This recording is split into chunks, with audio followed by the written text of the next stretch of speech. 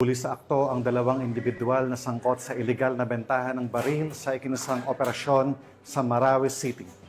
Ang nasabing operasyon ay bahagi ng pinaigting na kampanya ng Philippine National Police laban sa paglaganap ng loose firearms na maaaring magamit sa karahasan at terorismo, lalo na sa mga lugar na may kasaysayan ng kaguluhan. Yan ang tinutukan ni Patrolwoman Maria Señora Agbuya. Sa ikinasang entrapment operation ng Police Regional Office Bangsamoro Autonomous Region, ang dalawang individual na sangkot umano sa pagbebenta ng mga unlicensed firearms sa Marawi City nito lamang 8 ng Hulyo taong kasalukuyan.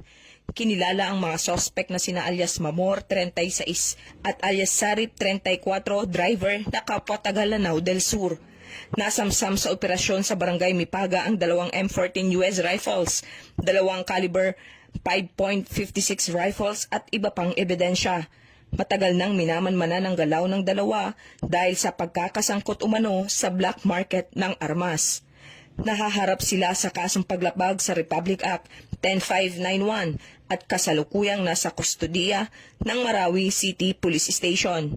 Ang matagumpay na operasyon ay bahagi ng pinaigting ng kampanya ng PNP kontra loose firearms na maaaring magdulot ng karahasan at terorismo. Mula rito sa rehiyon ng Bangsamoro, ako ang inyong Police News Network Correspondent, Patrolwoman Maria Señora Agbuya, alagad ng batas, tagataguyod ng Balitang Pulis.